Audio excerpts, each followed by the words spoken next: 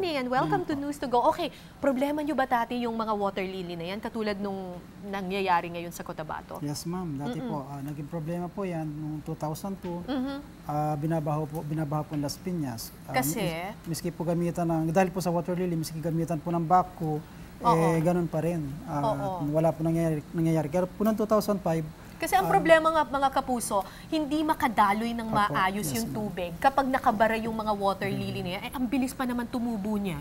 Yes, ma'am, mabilis po tumubo. Kaya po naisipan po ng Villar Foundation na 2005 po, nagamit po namin yung water lily sa mga livelihood. Okay.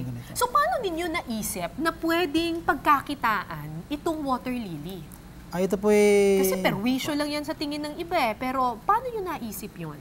Naisip po ma'am ng may nagano po kasi na isang exporter na naituro rin po kung paano gamitin.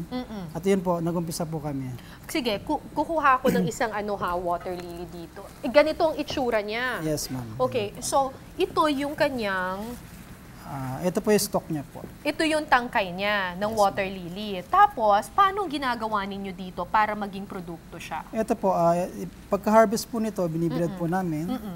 Mga 5 days po. Pag tuyo po na po siya, saka po namin ginagamit sa... Ibibilad ninyo. So, magiging ganun yung itsura niya. Yes, yung parang nakabilad. Yes, okay, yung parang dried up na siya. Tapos, pagkatapos nun, pag nabilad na siya, magiging paano yung texture na niya? Magiging brown ma'am siya, katulad po ng yan. Tapos saka po i-weave na siya sa mga basket or sa mga slipper. Okay, okay. Ano yung mga produkto na pwedeng gawin, gawa nitong water lily na ito? Pwede po ma'am na gawing basket at saka mga tray. Mga slipper po katulad po ng ganyan. Ito po mga kapuso yung ginagawa dito ni Tita. Ano po yung ginagawa niyo dyan? Ano po? Chinelas. Chinelas po. Ayan. Patingin naman po. Okay, ayan So, ito... Yes, pwede siyang parang tsinelas. Chinelas po siya. Aha, okay. Tapos yung isa namang ginagawa doon banda? Ayun po yung bayong po siya. At ito, ano pa itong mga iba dito? Excuse po. Sige po. Ito po yung lampshade. Lampshade.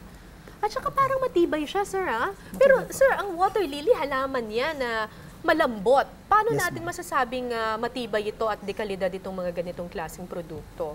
Ayan, ma'am, halos katulad din ng abaka na ganun din mo katibay siya. Ganun din katibay, para ring abaka. Magkakano naman ang benta nyo sa mga ganitong klase? Ito po, nasa 45 to 50 pesos lang po siya. At gaano katagal ginagawa yung mga ganito? Halimbawa, ito pong ginagawa ni Tita na na basket po yan, bayong po, ma'am, siya. Bayong. Gaano katagal ginagawa yung ganyan? Mga 15 minutes lang po, ma'am. 15 minutes lang. So, madali lang. Madali lang po siya. Okay. Alright. Tapos, paano ang mga nagiging trabahador ninyo na gumagawa nitong mga water lily products na ito ay galing saan po? Las Piñas din, ma'am.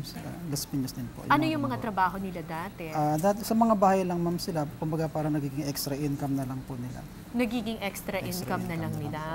Okay. So malaki rin siguro naging tulong nito para sa mga taga Las Piñas. So hindi lang doon sa mismong gobyerno na nahihirapan doon sa drainage, pati na rin mismo sa mga tao. Yes, ma'am.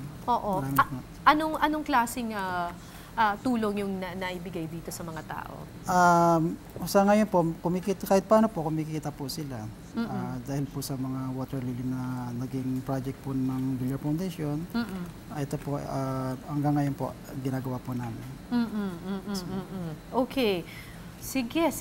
Very interesting. At saan po, kung kunyari po may mga kapuso tayo na gustong bumili po ng mga water lily products, saan po nila pwedeng ma-avail ito? Saan sila pupunta? Doon lang po sa amin sa Arts and Craft, Las Piñas po. O kaya tumawag na lang po sa 874-2981. Okay. Yes. At willing din ba kayong magbigay ng training sa Cotabato? Kasi problema yan doon. Yes, ma'am. Opo. Mas maganda nga po yun para makatulong din po kami sa kanila.